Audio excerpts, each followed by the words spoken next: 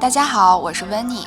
今天我们来做薄皮儿而且很软的那种韭菜盒子。准备中筋面粉250克，放1克盐提高面的筋性，1克酵母，目的不是让它发起来，而是增加面的柔软性。简单的搅拌均匀，加入150毫升的水，这里水温不要超过30度。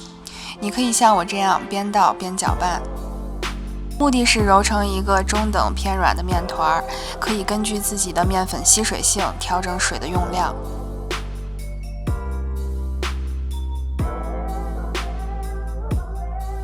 先大概的揉成面团，盖上盖子松弛10分钟。10分钟后，我们继续揉面。你能感觉到面团比刚才更软了一些。这一次大概揉1分钟左右，面团就会变得非常光滑。放到一旁松弛40分钟。再来切一点韭菜，把韭菜的根部去掉，不用。剩下的部分我们切成0.5厘米左右的小段儿。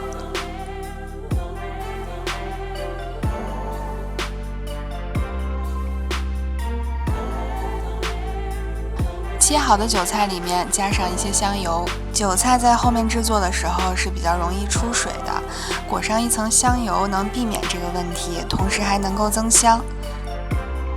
碗里打入3个鸡蛋，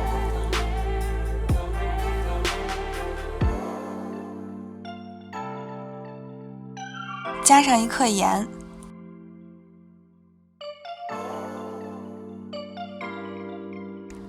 接下来我们炒鸡蛋。平底锅里加一些油，开中高火，油热以后倒入鸡蛋，看到外面的一圈都凝固了，开始用筷子搅散。当看到80%都凝固以后，把火关上，用锅里的余温把剩下的20%炒熟，这样做出来的鸡蛋比较嫩。拿一个铲子直接在锅里把鸡蛋切碎，然后盛出来放凉。准备一点干虾皮，直接放进刚刚炒鸡蛋的锅，锅底还剩了点油，这点油足够把虾皮炒熟。炒到微微发黄，盛出来放到一旁备用。接下来我们开始调馅儿，刚刚的鸡蛋和虾皮儿先放进来，13香或5香粉1克，亚洲超市都可以买到。然后1勺蚝油，1勺生抽。1点鸡精，不喜欢的就不放。拌均匀以后，最后撒上一些盐，盐的用量要比平时炒菜多一些。不要搅拌，直接放到冰箱里面冷藏15分钟。接下来我们开始做韭菜盒子的外皮。案板上多撒一些干面粉，拿出我们醒好的面。我这个是醒了40分钟的，你看它有一些些的延展性，而且你能感觉到面团是非常软的。简单揉一揉，把面团搓成长条。这个面团的制作方法同样可以用于制作其他馅饼。如果你的时间比较充裕，把面团醒上1个小时，这样吃起来口感会更好。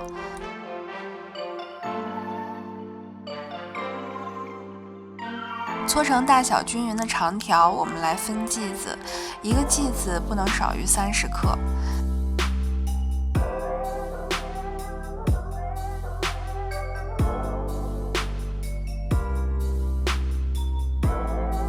多出来的面团可以调整。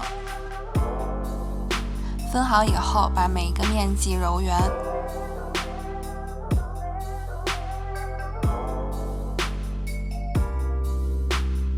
接下来制作韭菜盒子，拿出一个面剂按扁，尽量擀成一个长方形的薄片儿。面团的水分含量高，醒发时间也长，所以你不用担心它会擀破。很多朋友不太会擀方形的薄片儿，你可以像我这样，先擀成一个薄一点的圆形，然后再用擀面杖推出4个角就可以了。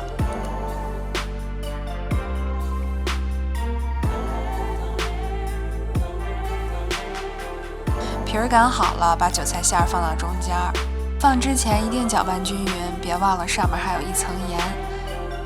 盐是让韭菜出水的主要原因，开始包馅的时候再让两者混合，这样在馅饼入锅之前内部是干燥的。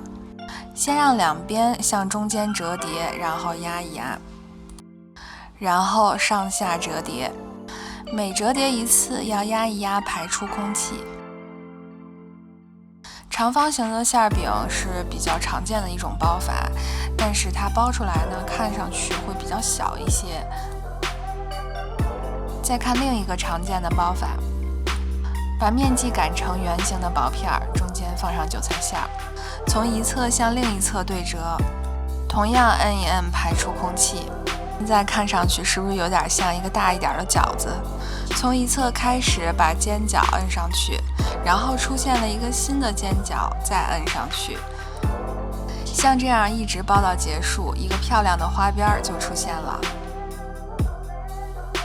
最后别忘了摁一摁，让里面的馅儿铺平。最后这个包法也是比较常见的，面剂从中间一分为二，分别擀成圆片，大小差不多即可。加上一点馅儿，把另一片盖在上面，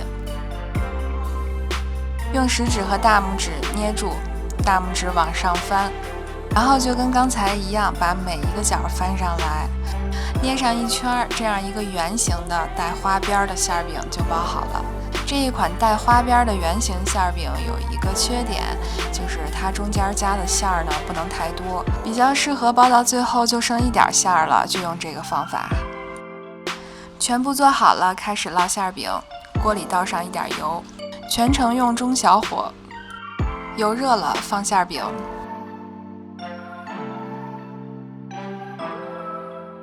放好以后盖上盖子，2分钟以后打开盖子翻面。素馅的薄皮馅饼一面烙2分钟就已经可以达到金黄色了。这里要注意的是，一定要盖上盖子，这样能够让它保持湿润，表皮不硬。烙到2面金黄就可以出锅了。烙方形馅饼的时候，接口先放在下面，同样烙到2面金黄就可以出锅了。这个时候趁热吃，皮是那种脆脆的。录这一段的时候，馅饼已经微微放凉了，给大家看一下，薄薄的皮透着里面绿绿的韭菜。切开看看，切的时候我左手摁着馅饼，你能感觉到它是又有弹性又很柔软的。打开看里面，这也太诱人了吧！没有了外皮的包裹，韭菜的鲜味瞬间弥漫了整个屋子。这款家常的韭菜盒子，希望能符合您的口味。我是温妮，我们下次再见。